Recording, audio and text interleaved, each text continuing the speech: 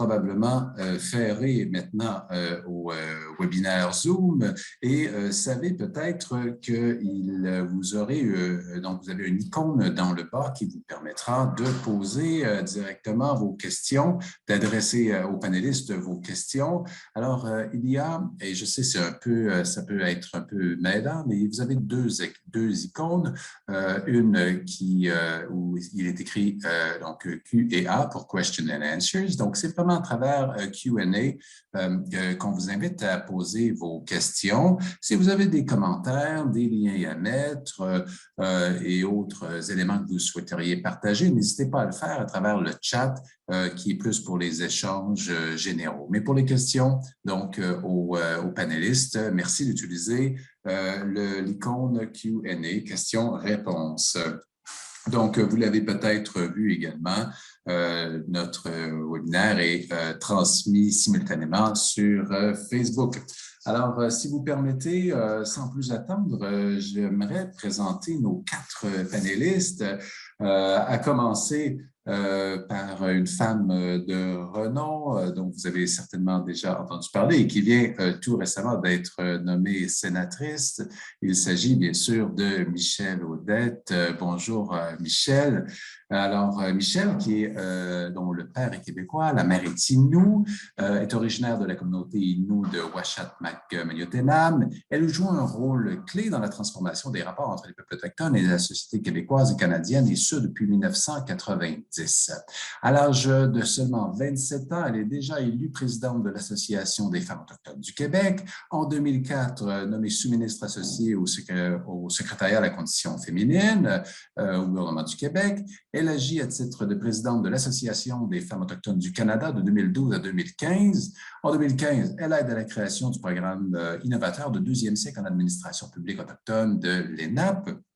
Alors, Mme Audette a été nommée d'ailleurs parmi les 5 commissaires chargés de l'enquête nationale sur les femmes et les filles autochtones assassinées ou disparues, et depuis 2019 occupe le poste d'adjointe au vice-recteur aux études et aux affaires étudiantes et donc conseillère principale à la réconciliation et l'éducation autochtone de l'Université de Laval. C'était tout un titre, ça prend tout un souffle pour arriver à le dire, mais et je suis certain qu'elle l'a fait brillamment. Donc, elle a reçu de nombreux prix, prix Femmes de mérite en 2018, prix Inspiration de la Fondation Y des femmes de Montréal. L'Université de Montréal lui a également conféré un doctorat honoris causa afin de souligner l'envergure de son engagement pour la cause des femmes autochtones et son inépuisable travail pour la réconciliation entre les peuples. Donc, Madame Audette, merci d'être avec nous. Michèle, on a comme deuxième panéliste Marco Bacon, membre de la nation des Pequawagamis-le-Nouatch, détient un baccalauréat en enseignement des arts, maîtrise en arts de l'Université du Québec à Chicoutimi. Il a travaillé pendant plusieurs années dans le domaine de l'éducation pour le Conseil des Inuits de Pashtuyaach, mais il a également occupé des fonctions de directeur du Centre des Premières Nations en égalité de l'Université du Québec à Chicoutimi. Vous l'avez possiblement connu dans le cadre de ses fonctions, mais depuis juin 2021, donc tout récemment, il agit maintenant à titre de directeur du Bureau de l'inclusion et de la réussite étudiante à l'UQAM. Bonjour Marco, merci d'être avec nous aujourd'hui. Notre troisième invitée ce matin, ma docteure Marie Baptiste. Alors, si vous le permettez, je vais faire la présentation de Madame Baptiste en anglais. Alors, Dr. Baptiste is Mi'kmaq, member of Potlotek First Nation, recently joined Cape Breton University as special advisor to the vice president, provost in decolonizing the academy. She is professor emerita at the University of Saskatchewan, a 2019 Pierre Elliott Trudeau Foundation Fellow, and an honorary officer of the Order of Canada.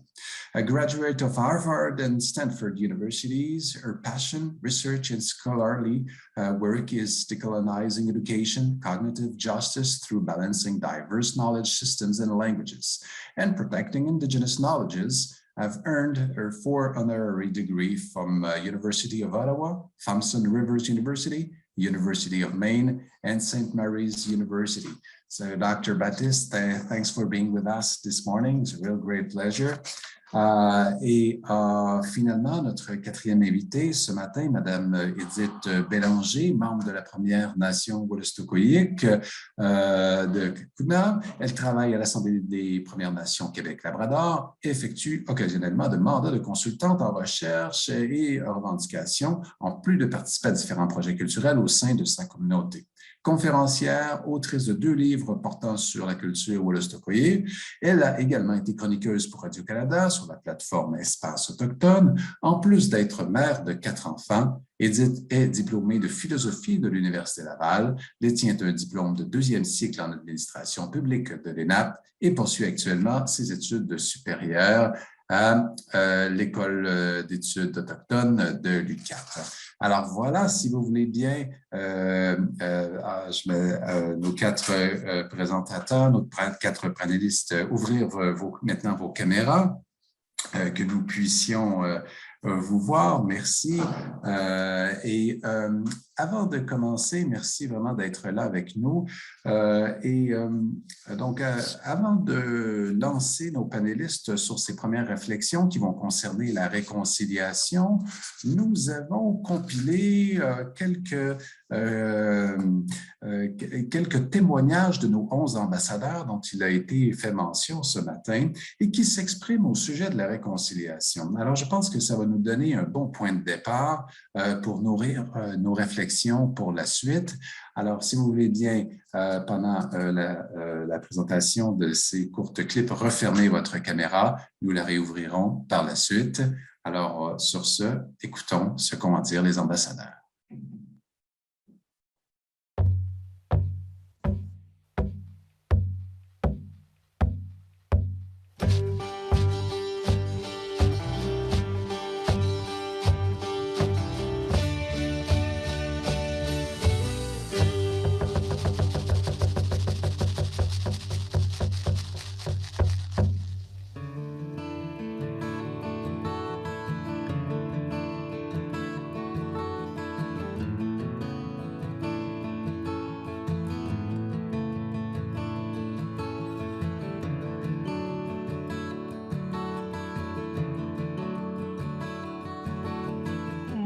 La réconciliation en éducation, que j'en ai comme vision, en fait, c'est qu'on crée des ponts, on mélange les choses. Réconcilier, ça veut dire s'ouvrir à l'autre, ça veut dire de plus garder cette position-là, chacun de son côté. Pour moi, la réconciliation, ça demande certaines conditions, dont cette ouverture-là, mais aussi de s'écouter puis de se voir comme personne à travers ça. C'est quoi, moi, mes enjeux? C'est quoi mes peurs? Comme gens qui travaillent dans un système d'éducation, comme décideurs, c'est quoi, moi, les images que j'ai en dedans de moi? Qu'est-ce que j'ai connu? Puis c'est quoi mes craintes à travers ça? Même chose pour les Premières Nations. Pour moi, c'est la même chose. Là. De dire, ben moi, là, comme individu des Premières Nations, c'est quoi mes craintes? Ça fait depuis 2008 que je vois les processus de réconciliation aller, où on a reconnu des choses pour les Premières Nations, on a reconnu les traumas historiques, on a nommé des choses, des dédommagements qui ont été parlés. C'est bon, la reconnaissance, c'est parfait de nommer les choses, c'est un pas vers l'avant. Maintenant, comment est-ce qu'on va faire ce vivre ensemble-là, puis cette évolution-là ensemble? Je pense que ça vient initialement par une réflexion. Je pense qu'il faut avoir un accompagnement, il faut avoir une sensibilité puis un dialogue autour de ça, parce que c'est peut-être mon côté futur psychiatre qui fait dire ça, mais la communication là-dedans puis la reconnaissance des États, pour moi, ça fait partie de la solution. Je pense que les Autochtones, ça fait 400 ans qu'on a les Européens qui sont là, on est encore là. Je nous sens encore plus fort, je nous sens qu'on a une bonne drive. Je vois pas pourquoi, là, maintenant, ça se défraie, ça. Il faut laisser fleurir ça puis s'écouter.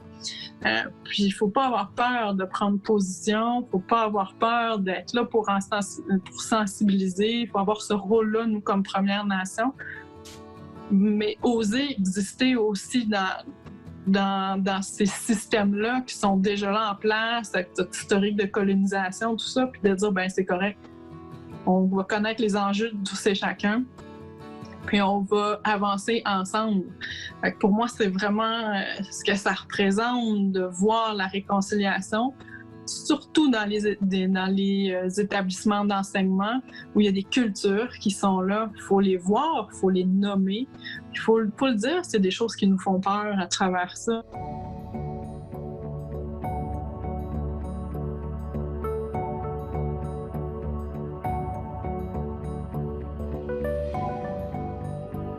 Bien, moi, la réconciliation en éducation, c'est vraiment de nous laisser une place aux Premières Nations, aux Inuits.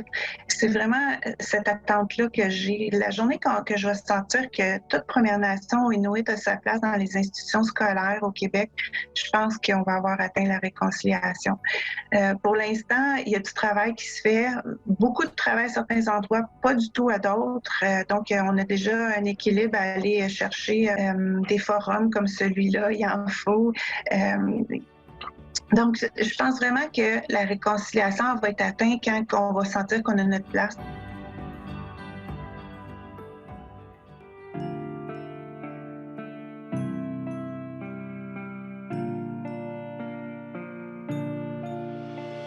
La réconciliation en éducation, c'est sûr qu'il y a encore beaucoup de travail à faire, ça c'est sûr. Ce serait de réintégrer dans les instituts collégiales ou universitaires de l'autochtonisation, de former justement des professeurs, des intervenants, pour qu'ils puissent comprendre, pour qu'ils puissent comme mieux aider les personnels dans les écoles ceux qui travaillent dans l'éducation, ils connaîtraient l'histoire des Autochtones. Je pense qu'il y aura plus de sensibilité, puis on diminuera aussi les préjugés, le racisme, toutes les choses négatives qu'on peut avoir envers les Autochtones.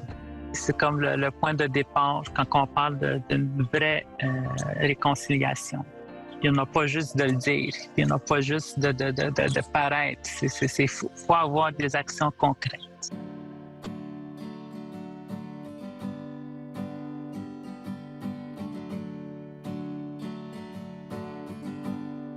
La réconciliation en éducation pour aider les gens là, de Premières Nations à continuer puis aimer à aller plus loin aussi à l'école.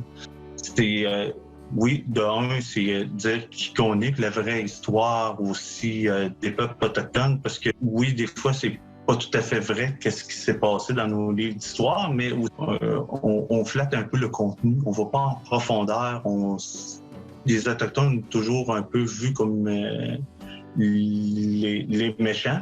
Mais dans le fond, on est les méchants. Mais tu sais, c'est nous qui s'est fait enlever nos terres. C'est nous qui a tout perdu. Tout ça, on n'en parle pas dans les livres d'histoire. Fait que raconter les vraies choses historiques aiderait beaucoup à la réconciliation, surtout avec les Autochtones. Donc, une autre chose aussi, c'est quand on va à l'université, c'est qu'on se sente aussi chez nous, qu'on ait une place, qu'on soit tout le temps ensemble, qu'on fasse nos chants ensemble, qu'on fasse nos prières ensemble. Essayer de donner le plus de place aussi aux Autochtones.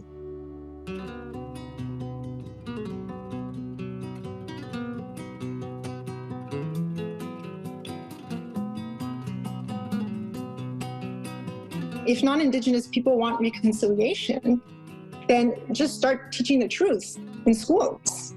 You know, I think it's that simple. Like every single class at the graduate level, whether it be economics or geography or history or political science or anything really, social injustice, globalization, any class that has anything to do with those topics should have at least 1 week's reading, readings for 1 week, and one entire class only dedicated to the history of colonialism in Canada and cultural genocide and the contemporary issues that Indigenous people face today. Just the educational system needs to be adapted to how things really happened. And I think when that happens, then we'll speak of real reconciliation.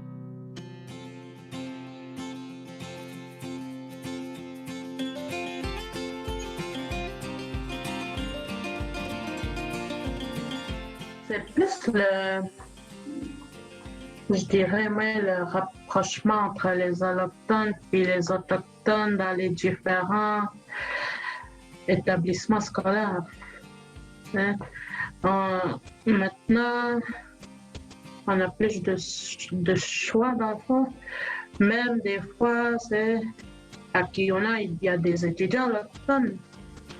Fait que là, c'est à nous aussi d'ouvrir nos portes aux allochtones qui veulent nous connaître. C'est comme ça, je pense, je dirais, qu'on pourrait se réconcilier là, au niveau de l'éducation, là, puis peut-être donner plus de pouvoir, plus d'autodétermination aux écoles de la communauté pour mieux mettre des programmes plus de se reconnecter à sa culture d'enfant, parce que maintenant, la culture québécoise est plus présente chez nos jeunes. Fait que pour moi, je dirais que ce serait important que les écoles soient plus concentrées sur nos cultures d'enfants. C'est comme nous autres, quand on était jeunes. Au moins une fois par semaine, on nous amenait dans le territoire, on nous apprenait genre comment arranger un castor. Et maintenant, ils font plus ça.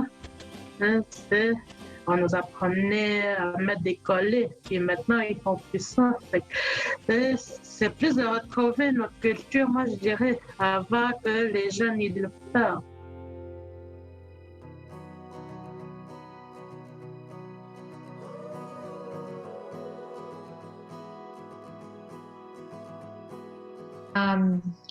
Reconciliation in education means integrating Indigenous knowledge, whether it be integrating Indigenous methods such as land-based pedagogy, more hands-on learning, and cooperative learning, or simply making an effort to hire and include Indigenous people to work for the faculty.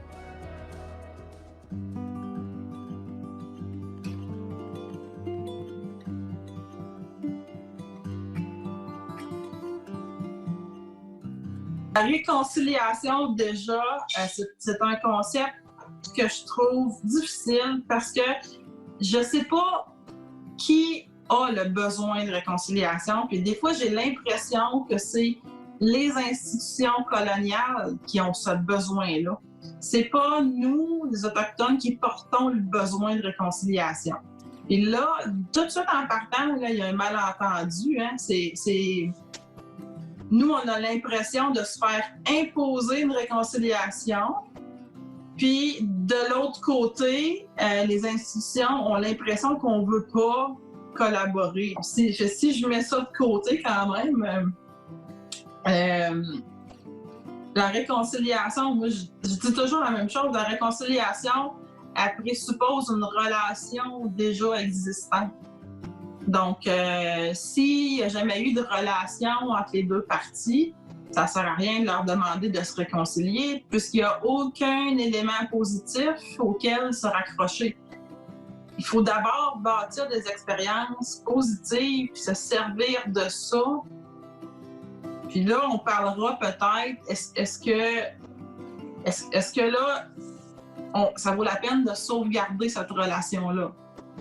Je pense qu'en éducation, la réconciliation, c'est d'admettre que nos systèmes, nos structures, ils sont inspirés du colonialisme.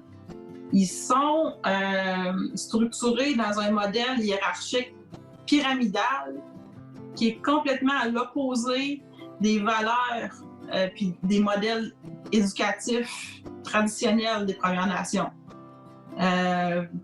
Par exemple, un professeur en avant, debout sur un stand, sur un petit surplomb, derrière son bureau qui est debout avec le doigt à l'air, là, puis les étudiants assis devant lui en randonnant qui regardent vers le haut.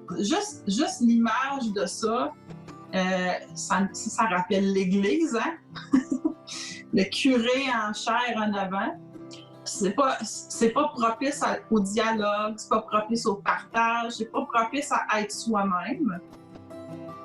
Là, si on essaye de vendre ces modèles-là à des peuples qui ont connu justement des expériences très traumatisantes dans des institutions comme ça, c'est sûr que ça ne fonctionne pas. Dans les Premières Nations, on va valoriser beaucoup plus des modèles d'apprentissage circulaire, comme la relation entre les aînés et les enfants est super importante pour transmettre le savoir. Apprendre en observant, apprendre en écoutant, apprendre en faisant. Les trois ensemble, là, pas juste, pas séparés. Tout ça, le partage, l'imitation, tout ça, c'est des concepts qui sont dynamiques puis qui reposent sur plusieurs personnes. Alors que dans un modèle colonial éducatif traditionnel, c'est l'enseignant qui donne l'éducation, qui donne la vérité. Il n'y a pas d'échange là. Si on veut se réconcilier l'éducation, donc on pourrait voir la réconciliation comme étant concilier deux façons de voir, concilier deux modèles, deux réalités. Donc il va falloir que chacun propose à l'autre qu'est-ce qui pourrait être amélioré et que chacun ait une ouverture. Bon, moi, qu'est-ce que je peux proposer comme institution? Ben oui, il y a des limites là. Je dois fonctionner dans un cadre temporel défini, je dois fonctionner avec un lieu physique défini. J'ai mes contraintes. Mais à quels endroits je peux te rencontrer dans ton besoin d'échange, dans ton besoin de flexibilité, dans ton besoin de faire une boucle dans les apprentissages, par exemple. J'ai une vision d'éducation, tu as une vision d'éducation, où c'est qu'on peut se rencontrer?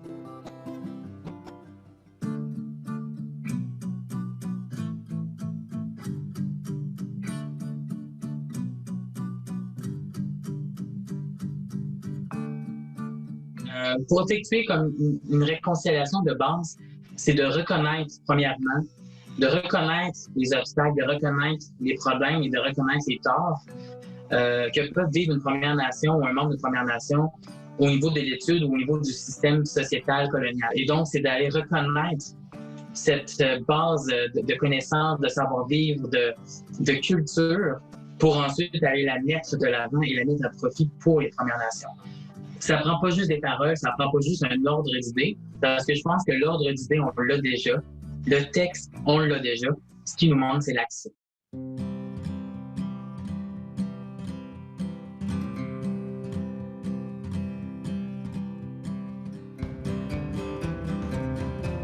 I think, to me, reconciliation within education comes down to curriculum.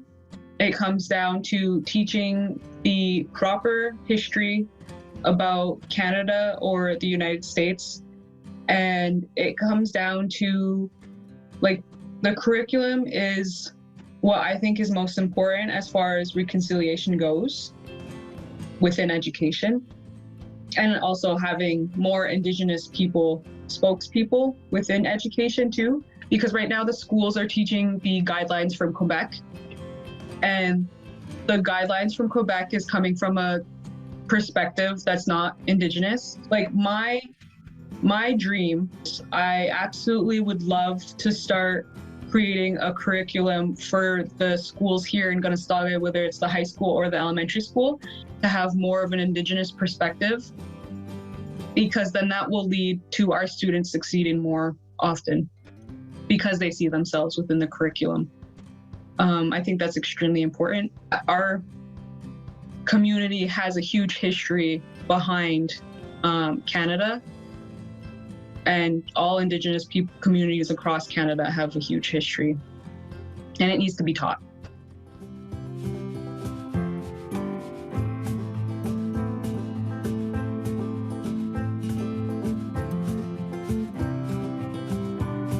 You know, for me,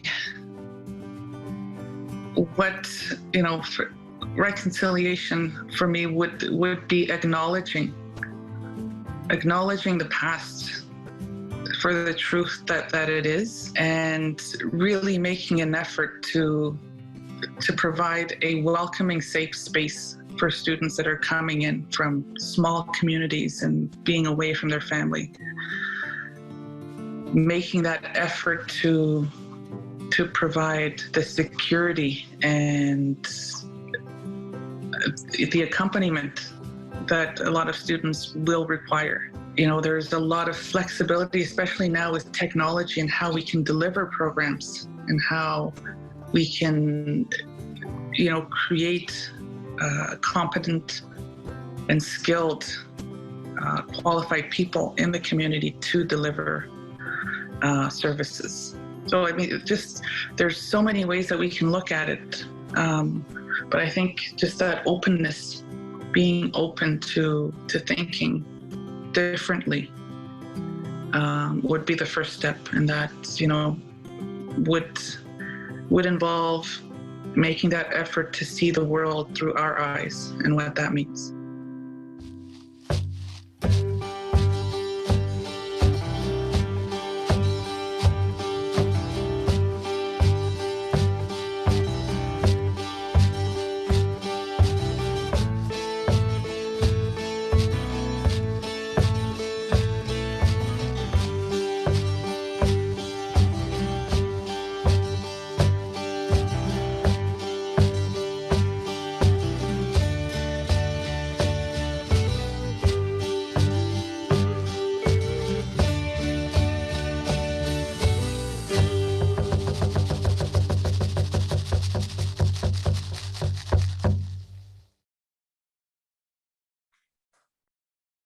Alors, bonjour à tous. Écoutez, je pense que cet enchaînement de témoignages qui permet de faire un vaste tour d'horizon des différents enjeux qui peuvent être soulevés sur ce chemin de la réconciliation, que ce soit au niveau carrément des perspectives sur l'histoire de ce pays, autant que dans la codéfinition des programmes, dans l'accueil que l'on fait aux Premières Nations et aux Inuits First Nations and Inuit students.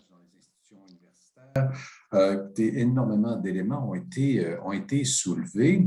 Et d'ailleurs, j'inviterai maintenant nos 4 panélistes à ouvrir leur caméra parce que j'aurais aimé vous entendre aussi, à savoir, d'une part, qu'est-ce qui vous a marqué le plus justement dans ces différents témoignages? Y a-t-il des choses qui vous semblent être plus cruciales dans les éléments qui ont été soulevés à travers les témoignages?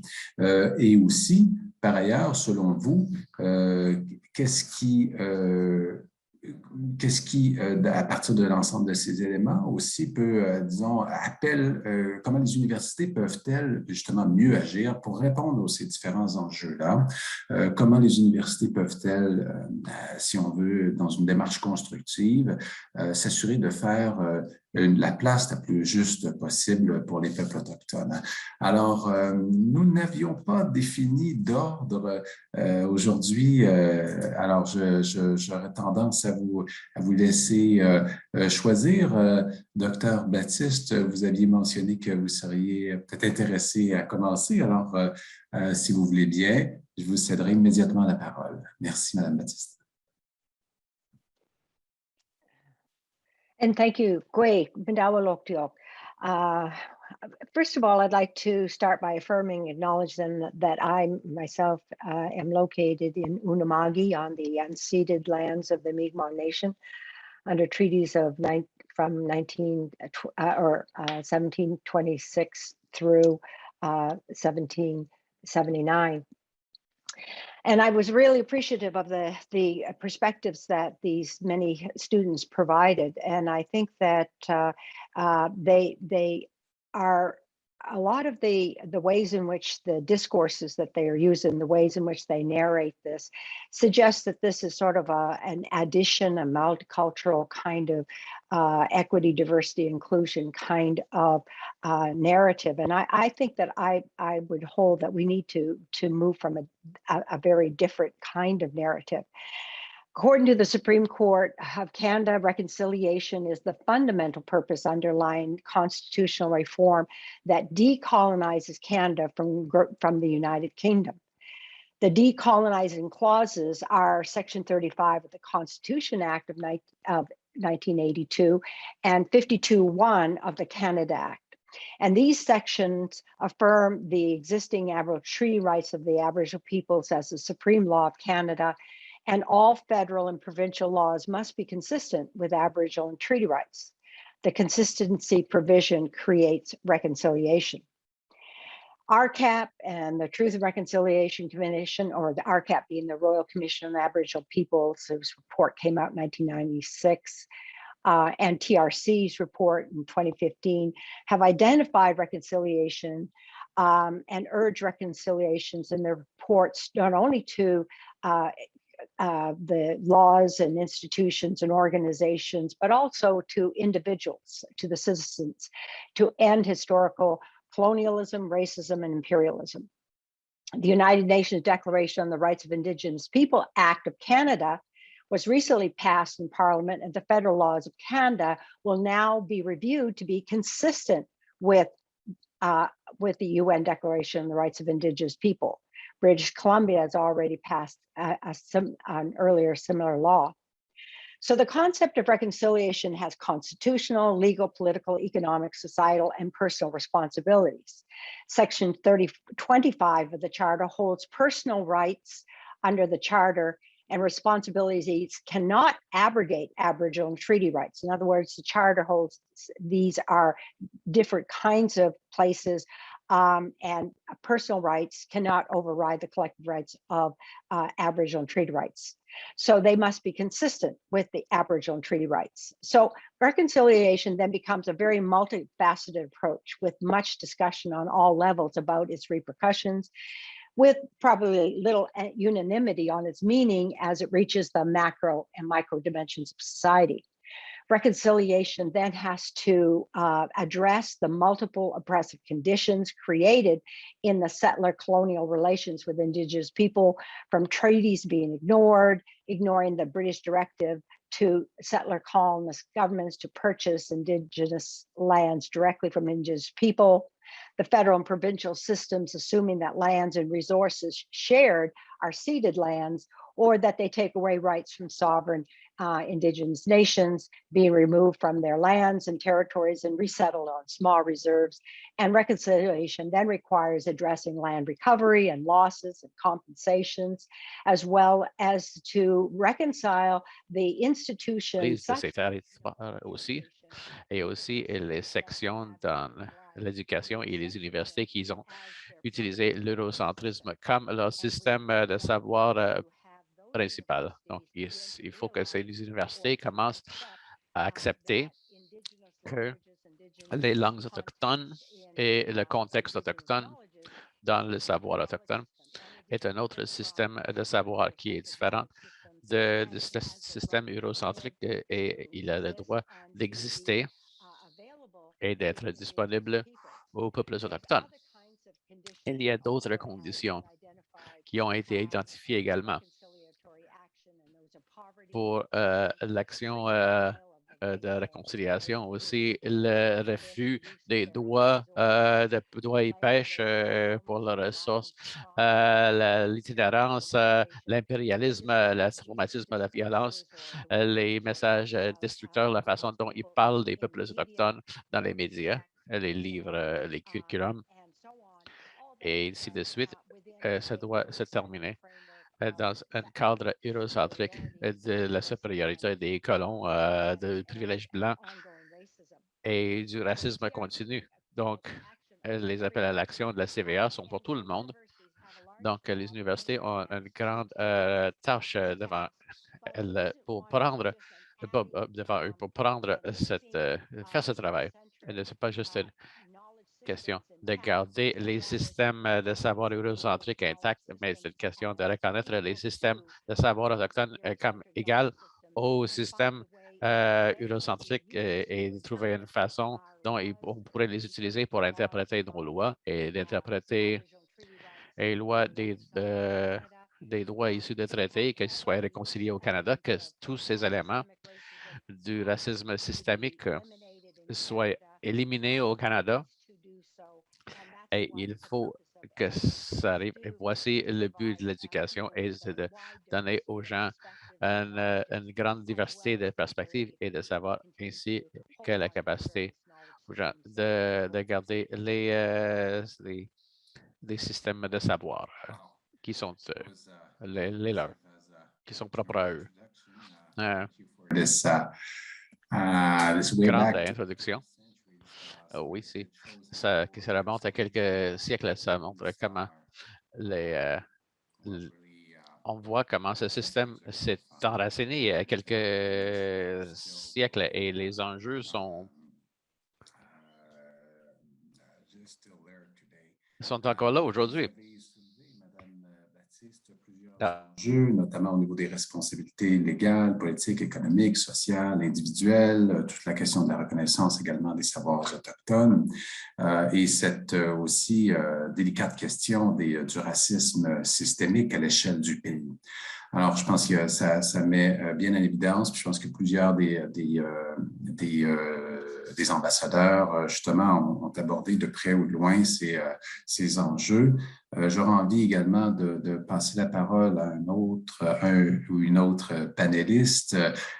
Donc, toujours en vous demandant qu'est-ce qui vous a peut-être davantage, qu'est-ce qui a davantage retenu votre attention dans les éléments des témoignages et selon vous, comment les universités pourraient-elles faire mieux pour répondre à ces enjeux? Alors, je ne sais pas, Edith, Marco, Michel, je vois que Michel prend des notes. Marco, on vous écoute.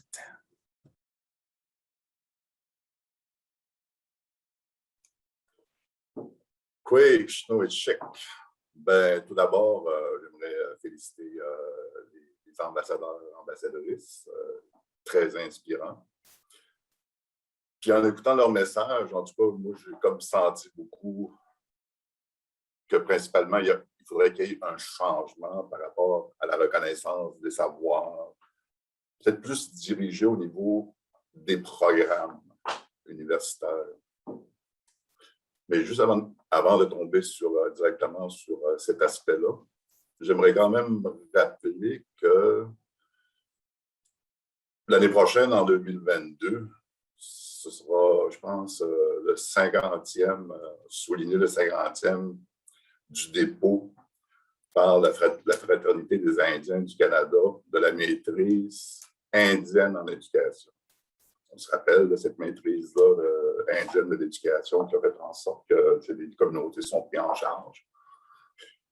Puis quand on la relit, je le relisais encore ce matin, je sais qu'au niveau des communautés, ça a quand même pris un bon élan au niveau de la prise en charge, le développement, puis la qualité aussi de l'enseignement par rapport aux Autochtones, aux élèves autochtones.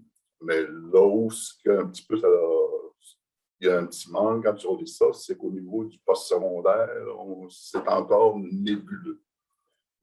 Je te dirais au niveau de l'implication par rapport aux demandes qui ont été faites à l'époque. J'ai écouté Dr Baptiste relater aussi la commission royale. On pourrait relater tous les appels à l'action des commissions d'enquête et tout ça, qui vont vraiment vers cette direction-là, de vraiment se réconcilier, mais aussi d'intégrer les savoirs autochtones dans les établissements postsecondaires. Mais moi, je dirais que je ne viserais pas nécessairement juste le postsecondaire, mais de tous les établissements scolaires. Que ce soit au primaire, au secondaire, au collégial et universitaire. Parce qu'il ne faut pas que l'université soit une finalité à la réconciliation, que ça débute là et que ça finisse là. Je pense qu'au niveau de la réconciliation, il faut que ça soit commencé en amont. Il ne faut pas oublier aussi que les étudiants, les élèves ou étudiants, il y en a aussi beaucoup en milieu urbain, qui vivent en milieu urbain. De plus en plus, c'est la tendance. Alors, des Autochtones qui semblent déracinés quand ils vont en milieu urbain à partir des communautés. Mais imaginez ceux-là qui sont nés en milieu urbain, puis qui intègrent le système scolaire. Ils sont d'autant plus déracinés que ceux-là qui proviennent des communautés. C'est pour ça que je dis que moi, je pense que l'enjeu, c'est vraiment pendant tout le cursus scolaire, du début à la fin. Il faut comme semer déjà des idées, rentrer du savoir, avoir la reconnaissance des peuples autochtones. Mais cela étant dit, puis je trouvais le discours de Dr. Baptiste très intéressant par rapport aux lois et tout ça. Ben moi, mon expérience, vraiment, elle se situe au niveau de la gestion. J'ai été gestionnaire 10 ans à l'université. J'ai été aux premières loges de c'est quoi développer un programme, c'est quoi faire une demande pour offrir un service, c'est quoi avoir des collaborations de recherche. Puis c'est pas facile. La machine est pas facile. J'ai dit, par quelle porte tu dois rentrer pour essayer de faire bouger un petit peu ou sensibiliser, parce que au niveau de la gouvernance d'une université, c'est quand même assez complexe. Il y a des instances, il y a des assemblées départementales ou facultaires, chaque chose. Mettons, chaque chose que tu vas essayer d'intégrer, que ce soit un programme ou un cours, un développement quelconque ou un service, va passer par une multitude de règles. Donc, il faut répondre à toutes ces règles-là. Souvent dans le cheminement de ces règles-là, ben, ça se pourrait bien qu'à un moment donné, il reste là et ça n'aille pas plus loin. Là, je ne parle pas de haut en bas ou de bas en haut ou sur les côtés. Donc, quelle porte prendre pour essayer de manifester cette intention-là de réconciliation, de sensibiliser? C'est sûr que ça va être déjà en partant très dur parce que le gouvernement qui est au pouvoir, il ne reconnaît même pas la réconciliation. Il ne reconnaît même pas le racisme systémique. Puis, il a passé à côté.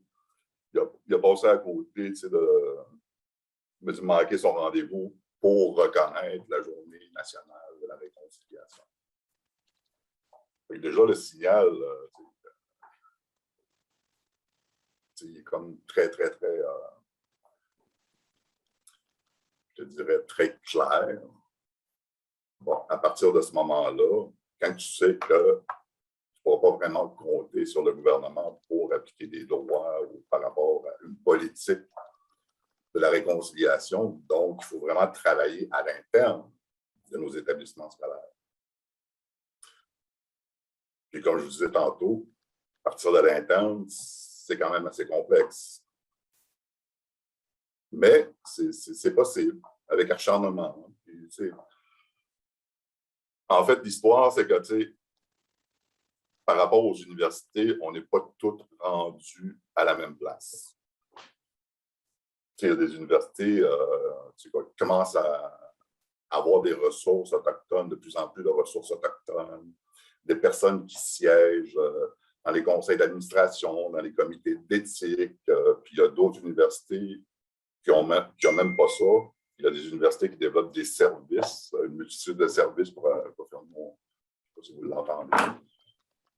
C'est des services pour soutenir les étudiants. Puis, il y en a certains qui en ont moins. On pourrait parler aussi des collèges, des cégeps, c'est la même chose aussi. C'est un petit peu le même portrait.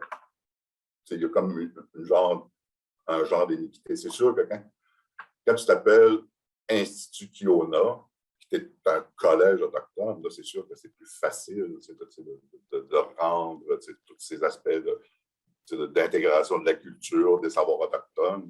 Mais quand tu t'appelles François-Xavier Garneau, Limoilou ou Rimouski, c'est un petit peu plus compliqué. Puis, pour avoir été longtemps assis à des tables interuniversitaires et même participé à beaucoup de tables au niveau des collèges et cégeps depuis plusieurs années, je sens souvent ce malaise-là que pour ceux qui offrent beaucoup de services ou des programmes autochtones, ben, ceux-là qui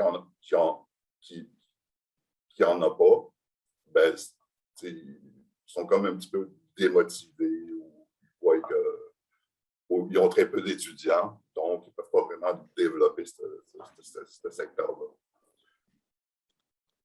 Alors, tout ça pour dire que oui, ça prendrait quand même une certaine flexibilité par rapport aux universités de cette reconnaissance au niveau des premiers peuples, de la part des premiers peuples, et aussi la reconnaissance des savoirs. Mais il faut vraiment trouver un moyen, là, à l'interne, un petit peu de changer quelques règlements, quelques politiques, afin de permettre de manière plus fluide l'intégration au soit du développement de programmes ou des connaissances universitaires ou multiplier les services. Je vais m'arrêter là, je vais laisser parler les autres aussi. Merci Marco. Ben, je pense que c'est important justement sur le terrain concrètement, là, ce que j'entends, c'est que les processus décisionnels sont souvent complexes, parfois lourds, puis ce n'est pas toujours évident là, de faire tourner le paquebot, comme on dit. Ça prend du temps et des efforts acharnés, disais-tu.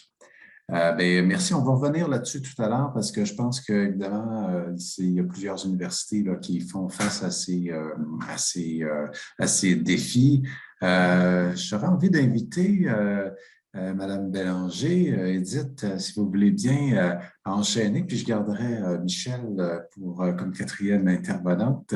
Alors, Édith, alors on vous écoute. Avec plaisir, merci. Merci à tous les panélistes. C'est un honneur pour moi d'être là avec vous aujourd'hui.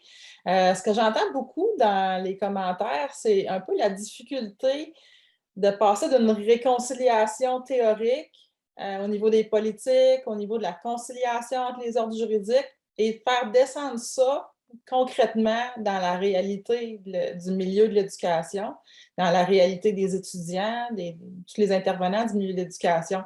Ça, c'est un vrai défi. C'est vraiment passer de la théorie à la pratique. On met à l'épreuve la réconciliation qui est tant souhaitée. Puis là, on fait face à des obstacles systémiques, structurels. Puis c'est loin d'être simple. Puis moi, ce que j'ai entendu beaucoup dans la vidéo des intervenants, c'est la notion pour les étudiants autochtones, l'importance de se sentir chez soi. Puis qu'est-ce qui crée ça, cette capacité de se sentir chez soi dans des institutions fondées souvent sur des valeurs coloniales, sur des systèmes qui sont inspirés de structures coloniales? C'est là qu'on va trouver la réconciliation un peu à l'échelle humaine. Donc, c'est souvent ce qui fait la différence dans des programmes qui ont des grands succès auprès des personnes autochtones, c'est l'environnement éducatif. Ce n'est pas seulement la capacité d'entrer dans le programme, l'adaptation du contenu, c'est aussi dans l'approche puis dans le dialogue que ça permet d'ouvrir. Je ne me souviens pas quel intervenant dans la vidéo le mentionnait, mais il y a des programmes qui favorisent dans la même cohorte des Allochtones et des Autochtones. Et ça, si c'est bien équilibré, si l'environnement est sécuritaire culturellement, ça peut vraiment donner lieu à des échanges qui vont faire changer la vision de tout le monde, puis créer un espace sécuritaire, puis un vrai espace de réconciliation dans un système qui n'était peut-être pas prévu pour ça au départ. Donc, moi, c'est ça que je vois comme grand défi, c'est de se créer des espaces de dialogue, puis on sait que la société nous a très peu préparés pour ça au niveau de l'éducation. Même à l'éducation, là, M. Bacon faisait référence à l'éducation, même au niveau primaire. Ce qui est enseigné aux enfants allochtones n'est pas nécessairement le reflet de la réalité. Donc, on a un retard à combler là-dessus. Puis, c'est vraiment tout au long du système d'éducation que les ponts doivent être créés, que le dialogue doit être ouvert. Puis, il y a il y a tellement à faire, mais en même temps, je pense qu'on est vraiment sur la bonne voie. Tous les ambassadeurs, je pense que si on était là pour en parler, c'est qu'on a eu des bonnes expériences dans le milieu éducatif qui fait qu'on peut continuer puis être fier d'avoir osé, puis réussir là, un peu à craquer le moule traditionnel de l'éducation supérieure, puis y trouver notre place, puis apporter quelque chose aussi à ces systèmes-là. Merci, merci beaucoup. Je pense qu'effectivement, ce sont des belles pistes de solutions pour essayer de lever ces obstacles systémiques et structurels. D'ailleurs, parmi les commentaires, je notais que justement plusieurs soutenaient cette idée de faire en sorte que nous commencions dès le plus jeune âge. Je pense autant chez les Premières Nations inuites que au sein du reste des citoyens canadiens, l'importance de reconnaître et respecter la différence. Puis pour outiller convenablement quelque part nos futures générations pour qu'elles puissent dialoguer avec puis faire dialoguer toute la richesse culturelle de ce pays. Alors, Michel, je passerai là-dessus, c'est la POC, comme on dit en québécois. Et toi, alors, de ton côté, qu'est-ce que tu as noté? Bien sûr, des commentaires formulés par les ambassadeurs, mais aussi des interventions des 3 autres panélistes. Bien, ce que j'ai noté, c'est encourageant de voir que jeunes et moins jeunes, parce qu'il y a plusieurs générations là, qui se sont exprimées à travers nos ambassadeurs et ambassadrices, je vois de l'espoir, je vois une reprise et une façon de réaffirmer ce qu'on a affirmé ou nos parents et nos grands-parents. Puis ça, je vous dis merci. Je sais qu'Édith en fait partie, là, puis il y a plein d'autres gens, là, s'ils nous entendent. Tchenashkabedna, je vous dis merci. Thank you so much de nous dire et de nous rappeler que l'histoire est à refaire et on doit connaître qui nous étions, puis qui on est aujourd'hui, puis ce qui nous anime pour demain. Et ce qui m'anime, moi, c'est de savoir qu'en ce moment, je caresse les pieds là, de la ville de Québec, qu'on appelle, puis c'est quand même plusieurs grandes nations qui ont côtoyé et qui sont encore très présentes sur ce grand territoire. Les Wendat, les Inuits, les Abénaquis, les Malécites et les Atikamekw, je vous dis merci de faire en sorte que hier, il y a à peine 4 heures, j'étais sur le territoire de nos ancêtres à la Mouchouanapi. 4 semaines sans Internet, 4 semaines sans téléphone, Messenger, toutes les plateformes électroniques, mais 4 semaines à me creuser la tête, à me dire la Terre contient mon histoire, la Terre contient des artefacts, des preuves qui font que depuis des millénaires, nos nations ont été super intelligentes et elles le sont encore aujourd'hui. 4 semaines à entendre aussi des gens qui viennent de partout à travers le Québec, jeunes et moins jeunes, qui sont venus caresser avec nous et vivre les 5 sens de notre culture Innu. Moi, c'est mon école de vie, la Mouchouanapi. Je n'ai pas fini l'université, donc je me donne 4 semaines par année de dire je n'ai pas appris à parler Innu parce que j'étais dans une école de jour où c'était des sœurs qui nous enseignaient. Je n'ai pas appris à nettoyer le caribou parce que j'étais en ville. Il y a plein de parce que.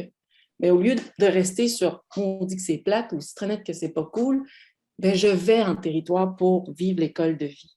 Mais en même temps, de voir que les universités, les collèges, les cégeps, les secondaires, les écoles secondaires, les écoles privées, jusqu'à la petite enfance, comme l'a bien dit Marco, cette responsabilité-là n'est pas juste à nous, les Inuits, les Abénaquis, les Malécites, les Mohawks et tous les autres peuples de ce grand territoire.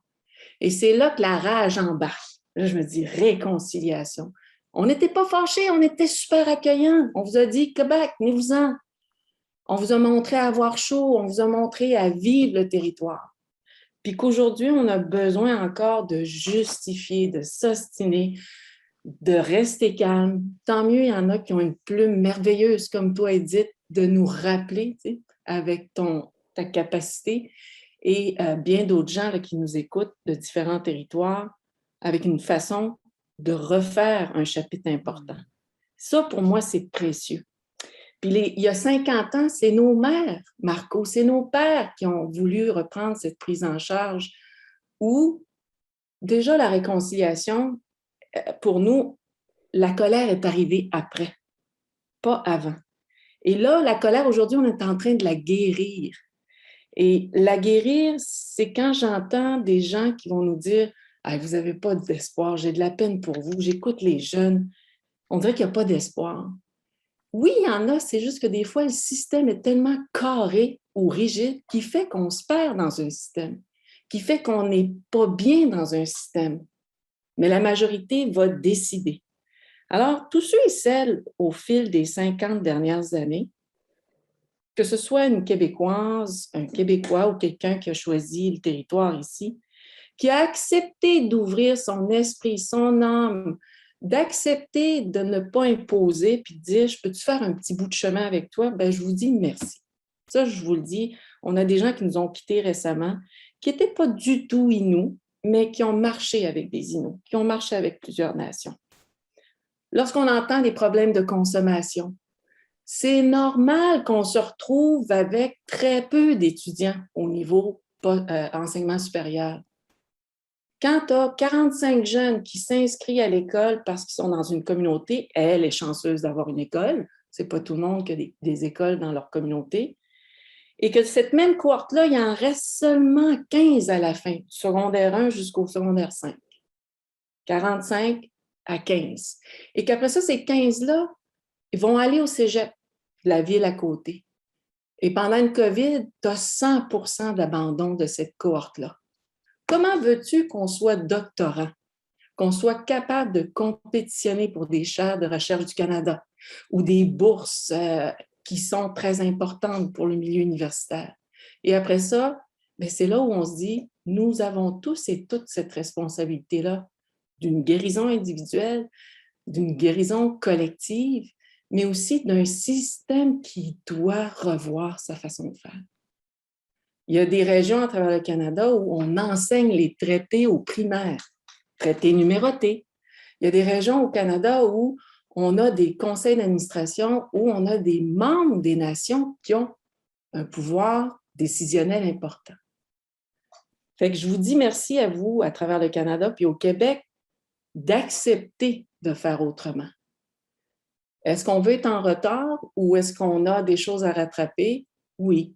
Est-ce qu'on veut juste vivre là-dessus? Non. Alors moi, j'ai envie de bâtir au quotidien pour justement voir comment ces jeunes et moins jeunes qui ont partagé dans nos ambassadeurs et ambassadrices l'espoir, la prise de parole, de déranger ou de mobiliser ou de changer. Ça, pour moi, là, ça fait du bien, c'est de la guérison.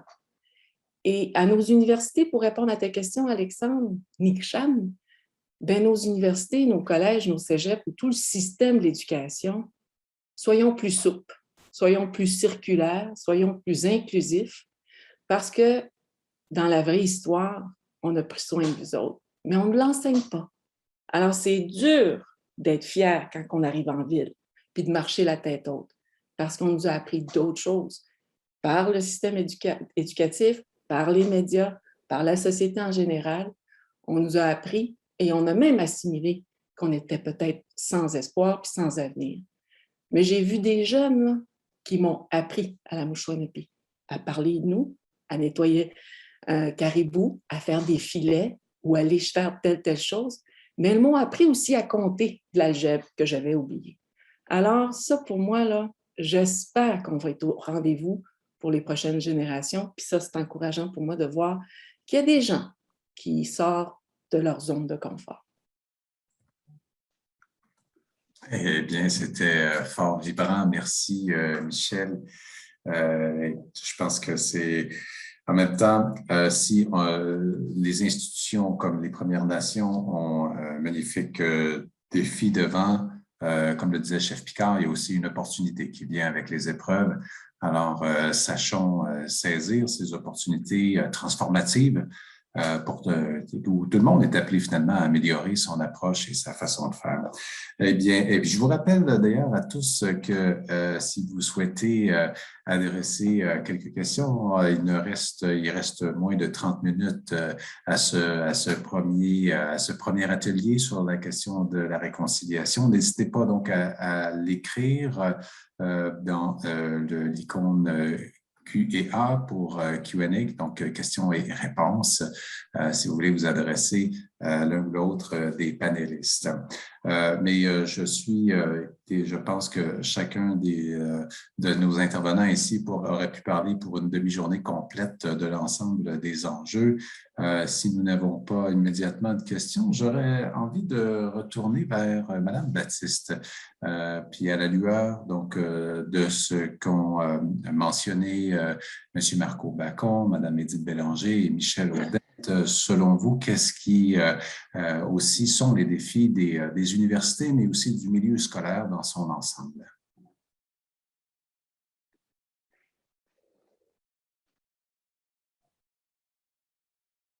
Je suis désolé, you're still on mute, Mrs. Baptiste, sorry. Thank you. Was I always off mute? I'm sorry. Okay. The challenges, well, the challenges are enormous. But first of all, I think that our institutions, colleges, schools, CEGEPs and ministries of education need to see reconciliation as a legal and moral, indeed ethical imperative that addresses the Constitution of Canada, the affirmation of Aboriginal treaty rights. It must see its reconciliation as a historical imperative, a social imperative, an economic imperative, and an ethical one, with responsibilities for the faculty, the teachers, the staff, and students.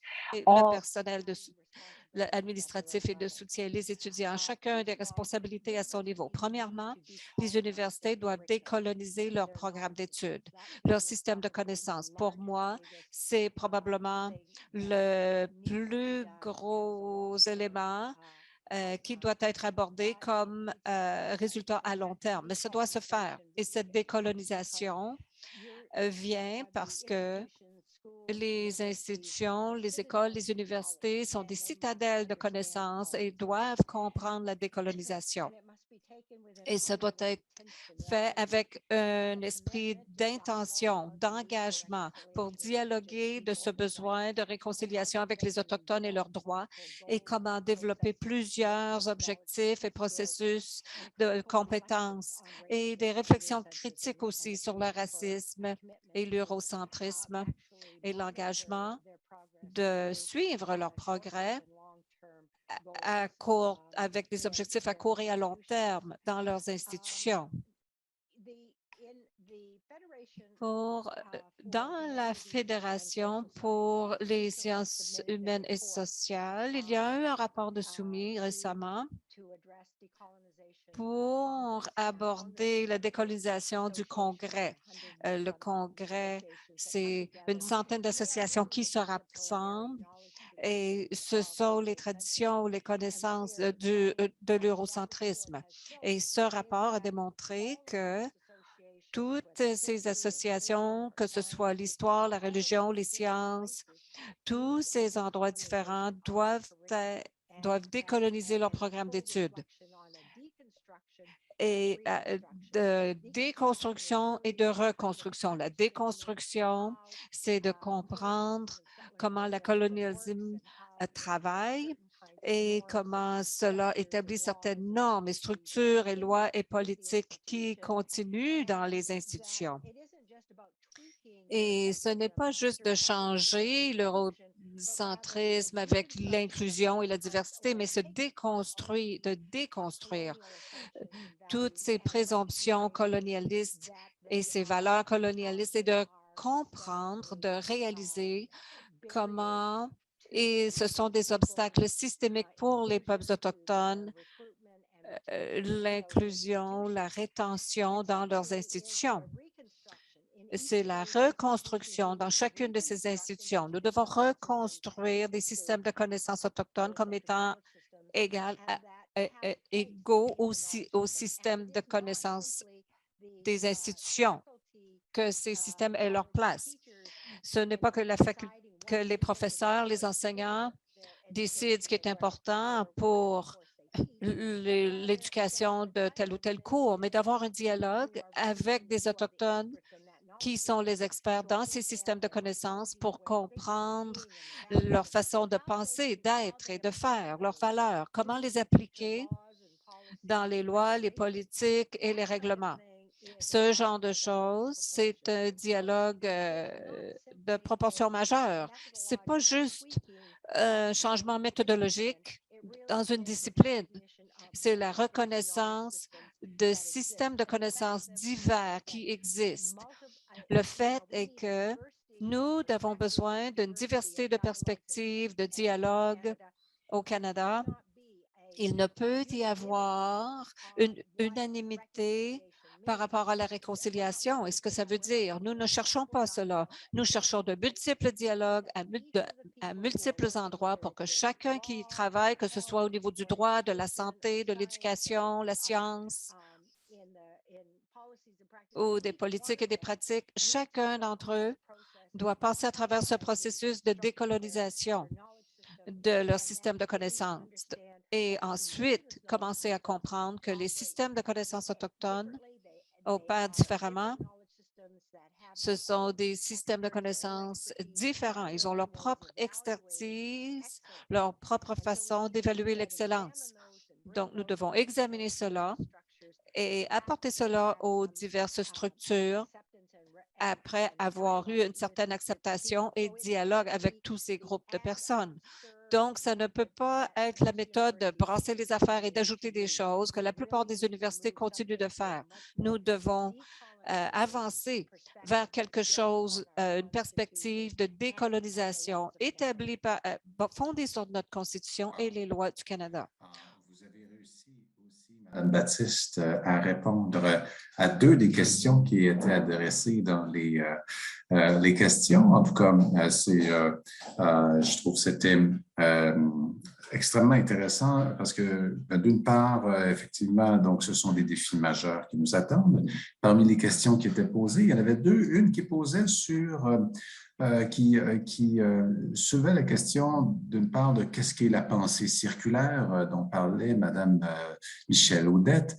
Alors, quelque part, c'est de quelle façon peut-on justement amener dans l'intérieur des institutions une autre approche, une approche décolonisée? Vous l'avez, je pense que vous avez soulevé plusieurs dimensions importantes, Mme Baptiste. Et l'autre aspect, c'est celui de la diversité. Alors, on a peut-être ce piège de penser qu'il y aurait une bonne façon autochtone de faire, alors que nous avons devant nous, puis vous l'avez mentionné, on ne cherche pas une seule approche de la réconciliation. Ça doit se faire à travers une multiplicité de dialogues et d'endroits à travers le Canada. Alors, j'aurais envie peut-être de passer la parole, je ne sais pas, à l'un ou l'autre des autres participants. Je sais qu'il y a eu beaucoup d'enjeux qui ont questions soulevées, d'enjeux. Je ne sais pas si parmi ces questions posées, vous souhaiteriez rebondir ou sur ce qu'a dit Mme Baptiste. Edith, je vous vois chez la tête. Je trouve que vous avez 2-3 idées. On vous écoute. Oui, bien, je suis toujours prête à parler. Là, ça me fait plaisir. C'est certain que les défis, moi, je voyais beaucoup d'adopter une approche circulaire. Pour moi, là, ça veut dire... Pour les universités, c'est autant par les discours de reconnaissance territoriale, par exemple. Souvent, on peut avoir l'impression que c'est vraiment à sens unique, alors qu'il ne faut pas que ça soit ça. Il faut qu'il y ait un questionnement derrière ça. Ce que l'institution cherche à faire par ce discours-là, est-ce qu'il y a eu un dialogue avec les communautés concernées? Si ça, ce n'est pas fait, c'est pas une approche circulaire. C'est comme on a dit, un peu un add-on. C'est un peu de rajouter puis essayer... souhaiter que ça tienne puis que ça fasse acte de geste de réconciliation. Alors, il faut aller beaucoup plus loin que ça. On a parlé beaucoup de dialogue, d'espace, d'échange. Et c'est ça qui est le grand défi, je crois, parce qu'on ne peut pas nier, il y a une méfiance. Il y a une méfiance de plusieurs personnes autochtones envers les structures, envers les mécanismes.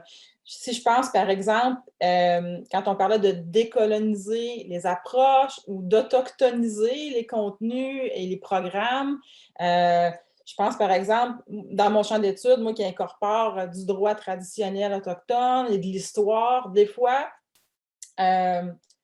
j'ai encore l'impression, lorsque je présente mon projet d'études, que la tradition orale, que les histoires racontées par nos ancêtres vont être perçues comme étant folkloriques, comme données historiques, alors qu'elles ont ces histoires-là ont tout autant de valeur que les histoires racontées par les jésuites dans les relations des jésuites. Donc, il faut vraiment que les professeurs d'université, que les directeurs de programme reconnaissent qu'il y a encore beaucoup de chemin à faire pour reconnaître la valeur du savoir traditionnel autochtone, des traditions juridiques autochtones. Parce que sans cette reconnaissance-là, c'est très inconfortable pour les étudiants de s'avancer dans ces champs d'études-là en sachant que peut-être il va y avoir une vision, nos sujets d'études vont être perçus comme moins sérieux, entre parenthèses. Donc ça, pour moi, ça, c'est un immense défi là, dans l'autochtonisation et la réappropriation des méthodes plus traditionnelles d'approcher le savoir. Merci, merci beaucoup, Edith. Marco, de ton côté, puis je pense que toi, tu es au front justement de plusieurs des questions soulevées. Comment tu vois ça pour la suite des choses, notamment? Tu es sur mute, Marco. Je te dirais qu'il n'y en aura pas des faciles. Je comprends très bien le commentaire d'Edith, tout ça. Tu sais, des fois, c'est même pas par rapport à la mauvaise volonté d'une personne, c'est que le système où ils ont créé, c'est le système de programme, tout ça, parce que il y a des tâches qui sont attribuées aux professeurs, tout ça. Puis s'il y a des tâches qui se rajoutent, puis qui enlèvent une tâche au professeur, mais tout de suite, là les syndicats vont monter au front, là, parce qu'ils vont vouloir garder leur tâche. Il y a quelque chose là qui est problématique. Puis c'est pas nécessairement des fois de la mauvaise volonté, mais c'est leur système qui est fait de cette façon. Puis ça, je parle juste de ça, mais là, tantôt j'en ai glissé un mot, mais tout le processus de création d'un programme, c'est assez complexe par rapport à tout son cheminement. Les cours que tu crées, le cours que tu crées, tu l'envoies au décanat, il faut que ça soit autorisé, il faut que l'Assemblée départementale aussi se rassemble. En tout cas, il y a beaucoup d'instances par rapport à développer un cours ou un programme.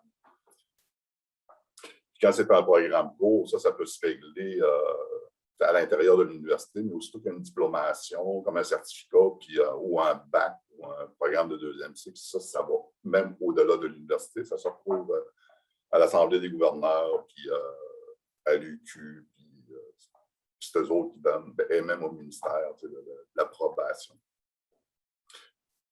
Donc, c'est pas si facile que ça. Parce que comme le système il est fait de cette manière-là. Comment je te dirais, il y aurait une possibilité de changer ce système-là, parce que si on change, mettons, à une étape, il faudrait le changer dans toutes les étapes, jusqu'au secrétariat général des politiques, tout ça. Je ne pense pas que ça va arriver demain matin, ce changement-là. Bien, il y a une sensibilité, mais de changer un système de ces structures-là qui ont utilisé ces systèmes-là depuis les débuts de leur création. On va s'entendre que ce n'est pas demain que ça va changer, mais par contre, il y a des choses, là où on pourrait peut-être influencer, faire changer les choses. C'est sûr que moi, je travaille au niveau, je suis le directeur de l'inclusion et de la réussite étudiante. Évidemment, de la réussite étudiante, ça ne comprend pas juste les Autochtones. J'ai des étudiants en situation de handicap, j'ai LGBTQ2+, j'ai des étudiants parents, j'ai des étudiants internationaux, autochtones, tout ça. Donc nous, on essaye d'y aller avec peut-être plus une approche inclusive qui reconnaît la diversité des profils étudiantes et de leurs besoins. Donc, les Autochtones y compris, toutes les catégories que j'ai nommées tantôt. Donc, c'est au niveau de la reconnaissance. Puis si on se réfère, parce que il aurait pu ajouter quelque chose à la Charte des droits et libertés de la personne, au chapitre 12, à l'article 10, qui dit « Toute personne a droit à la reconnaissance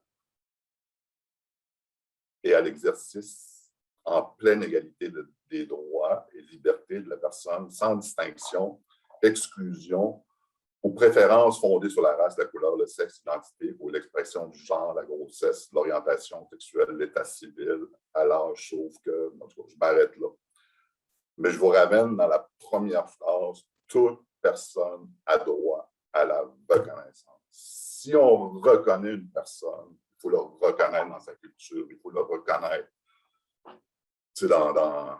dans tout le contenu que les programmes pourraient développer. C'est la reconnaissance. Puis il y a aussi une responsabilité des universités. Parce que ça, souvent, on l'oublie, la mission première de toutes les universités qui ont été créées, c'est de donner l'accès à la formation aux personnes qui étaient dans ce territoire-là, qui occupaient ce territoire-là.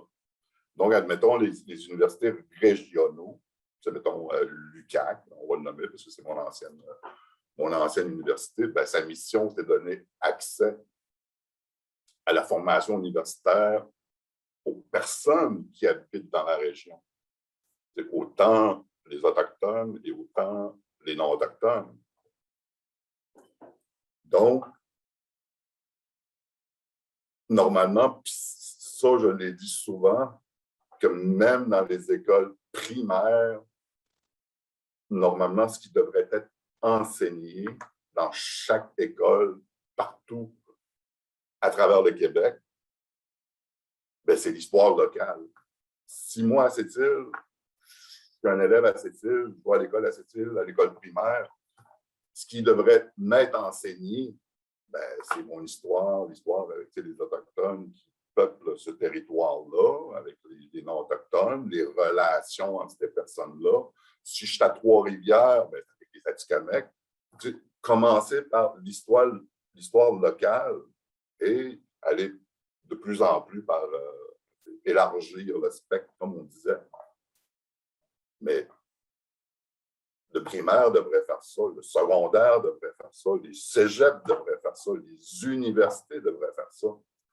Le peuple mohawk, il vit pas loin d'ici. Donc, en tant qu'université, au minimum, la première chose qui aurait dû rentrer au niveau des connaissances dans le cursus scolaire, c'est le peuple qui habite ici, dans son territoire, et après ça, élargir le spectre. C'est ce réflexe-là qu'il faut intégrer dans le système scolaire québécois, favoriser, que le ministère favorise. C'est l'histoire des Premières Nations, mais en commençant par l'environnement où ce que l'école se situe. Ce serait déjà un grand pas dans la réconciliation. C'est d'avoir au moins cette directive-là claire du ministère et de dire, bon, ben, si on pourrait commencer demain, je serais très heureux. Mais, comme je vous dis, c'est là une piste de solution à la réconciliation. Bien, en fait, effectivement, je pense que plusieurs demandent à ce que les Premières Nations tiennent la plume du contenu des programmes en histoire, notamment pour qu'on puisse justement mettre mieux en valeur la participation des Premières Nations, même juste dans les derniers siècles, sans parler bien sûr de la présence millénaire des peuples autochtones sur le territoire. On approche déjà la fin de notre atelier. Il ne reste que quelques minutes.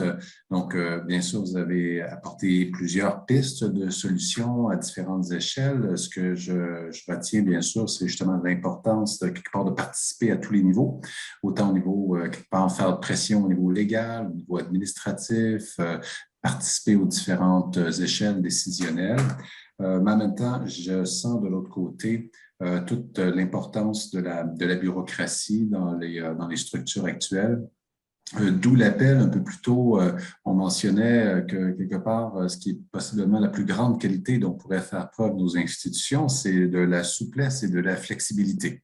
Alors, je ne sais pas dans quelle mesure est-ce qu'il serait possible d'espérer des changements demain matin, mais je pense, j'entends en tout cas beaucoup de volonté de mieux faire les choses. Marco, un dernier commentaire avant que je passe la parole à Michel. Oui, bien, c'est ça, comme tu disais, plus de souplesse, mais aussi plus de Premières Nations ou Inuits à l'intérieur, dans différents postes, que ce soit stratégiques ou professionnels, enseignants, professeurs. Donc, plus de présence autochtone dans les établissements scolaires.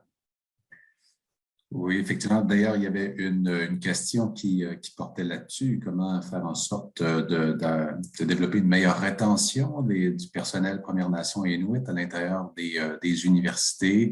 La personne posait la question à savoir si dans l'approche ressources humaines, là, on pourrait avoir quelque part pour développer des compétences qui pourraient mieux accompagner les étudiants autochtones, décoloniser les services de l'intérieur. Vous avez en tout cas soulevé plusieurs pistes de solutions. Je pense que de toute évidence, la réconciliation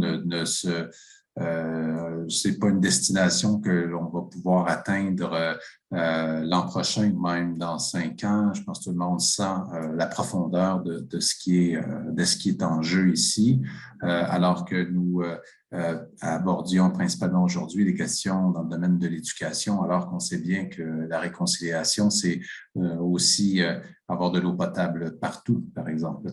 Alors, Michel, je te laisse... En 2 minutes. À la fin, ben oui. Oui, avec plaisir. Merci pour ton excellent travail. Beaucoup de choses ont été dites, puis je rame dans le même canot là, de toutes les personnes qui ont parlé là, avant moi. Le jour où nos institutions québécoises, et j'imagine certaines à travers le Canada, vont accepter, puis ça répond à une des questions, là, c'est quoi ma pensée circulaire, d'accepter c'est quoi l'excellence atikamekw, d'accepter c'est quoi l'excellence inuit ou inou. Pour nous, c'est quoi notre science? C'est quoi notre savoir? C'est pas juste quelque chose dans des musées, mais c'est encore très vivant. Et quand on va être en mesure de faire cet espace-là, tant dans l'embauche, dans le développement de programmes, où on va animer ces programmes-là aussi, c'est en territoire ou en ville et ainsi de suite, le jour où on va accepter l'excellence du point de vue d'une nation ou de plusieurs premiers peuples, on va voir de grands changements. Le deuxième point qui est non négociable pour moi comme maire et COCUM et choyée de travailler à l'Université Laval aussi, c'est que les institutions universitaires, à travers toutes les autres institutions en éducation, nous avons une responsabilité de soutenir puis d'accompagner les nations qui travaillent à l'autodétermination. Nous avons droit à ça. Et là, on est obligé d'administrer d'une façon alors qu'on sait que c'est un échec.